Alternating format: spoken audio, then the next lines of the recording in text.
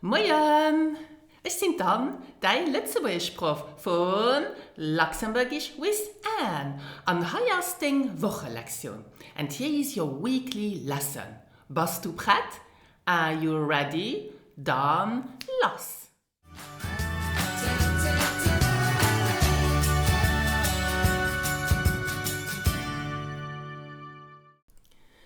Today, we are going to talk about Luxembourgish separable verbs in the present tense.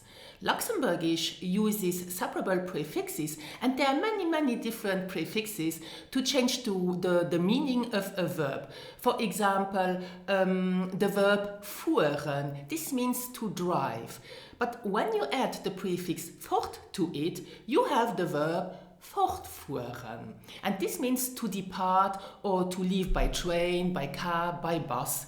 Beispiel: Ich fuhren 8 Uhr morgens fort. This means I leave at 8 a.m. and this can be by bus, by train or by car, for example. Okay?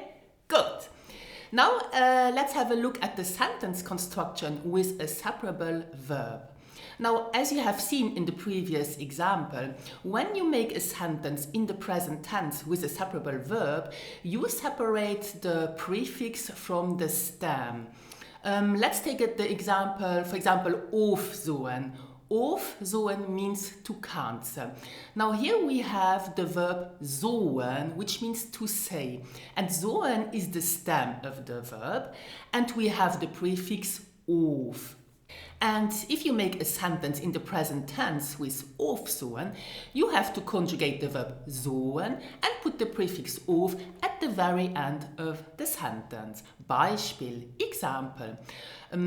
Ich soen de rendezvous beim Coiffeur auf. This means I'm cancelling the appointment at the hairdresser. Ich soen de rendezvous beim Coiffeur auf.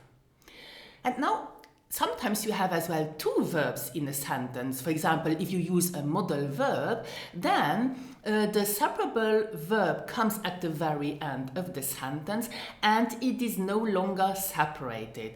For example, if you want to say I must cancel the appointment, you say ich muss de rendezvous aufsuchen. So you see you have two verbs, muss, ich muss, and then the separable verb, which is no longer separated, comes at the very end of the sentence. And that's it about separable verbs. But let's see some examples with separable verbs. Let's start with the verb holen. Holen means to take. Okay? Now if you add the prefix auf, you have the verb aufholen. And this can mean, for example, to pick someone or to pick something up. Beispiel: Ich holen die Kinder alltag an der Schule auf. This means I pick up the children at school every day. Ich holen die Kinder alltag an der Schule auf. And you see, I put the prefix at the very end of the sentence. Now, aufholen can as well mean to lose weight. So you can say, for example, ich will aufholen. I want to lose weight. And here you have two verbs, and as I explained previously, the separable verb is then no longer separated and it comes at the end of the sentence. Ich will aufholen. Okay? Good. Now let's add the prefix bei to holen. Then we have the verb beiholen, and this means to gain weight. Example, Beispiel: Am Winter holen ich oft bei. In winter I often gain weight. Am Winter holen ich oft bei. Okay? Good.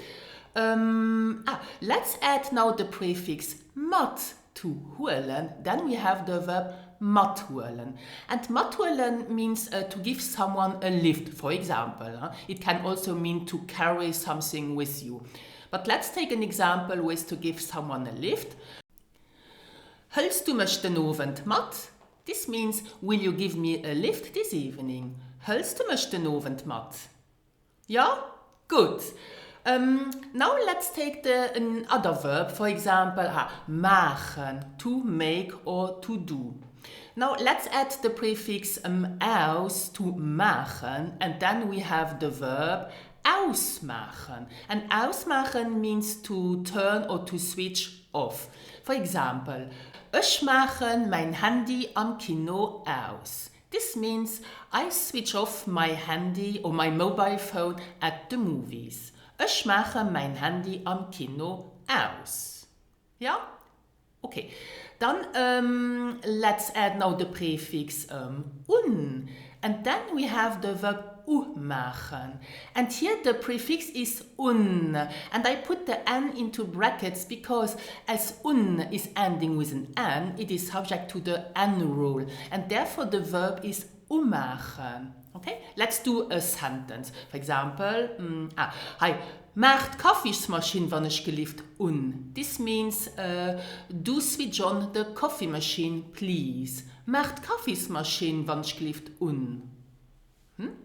And now let's add the prefix op. Opmachen. Opmachen means to open. Example, Beispiel. Ich mache morgens die Fenstern op. I open the windows in the morning. Ich mache morgens die Fenstern op. And then if we add now the prefix zo, we have the contrary of opmachen, we have zomachen. And zomachen means to close. For example, die Apotheke möchte 7 Uhr abends zu. This means the pharmacy closes at 7 p.m. Die Apotheke möchte 7 Uhr abends zu. Alles klar? Good. Let's move on and take the verb kommen. Kommen means to come, to arrive. Yeah? And when we add the prefix mat, we have the verb matkommen. And matkommen means to come along. Beispiel. Kannst du den Abend mat? This means, do you come along this evening? Kannst du den Abend mat? Now let's add the prefix un. And then we have the verb kommen. And kommen means to arrive at destination. Beispiel. Wie viel Uhr kommt dein Flieger morgen? This means at what time does your plane arrive tomorrow? Wie viel Uhr kommt dein Flieger morgen? And now let's add a last prefix, zurück. And then we have the verb zurückkommen. And zurückkommen means to come back. Beispiel. Wann kommt dir zurück? Wann kommt dir zurück? When do you come back? Wow, good. By the way, did you know that you can read the full transcript of today's lesson on my blog? I have put a link below this video. And on my blog I have as well add a list with the most commonly used prefixes with their meaning. Hallo, Übung!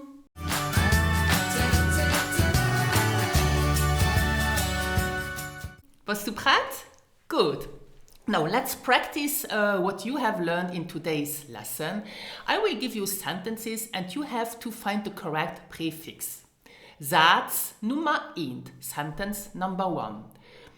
Die Bäckerei mischt heute schon 5 Uhr. Now here the prefix is zo. So die Bäckerei mischt heute schon 5 Uhr. So, this means the bakery is closing at 5 o'clock today. Satz Nummer 2. Hol haut de Prabbeli, et geht rein. Yes, here the prefix is mat. Hol haut de Prabbeli mat, et geht rein. This means take an umbrella with you today. It will rain or it will be raining. Okay? Satz Nummer 3. Ich mache beim Marathon am Mai. Hopefully you've got mat. Ich mache beim Marathon am Mai mat. This is I take part to the marathon or in the marathon in May. Satz Nummer 4.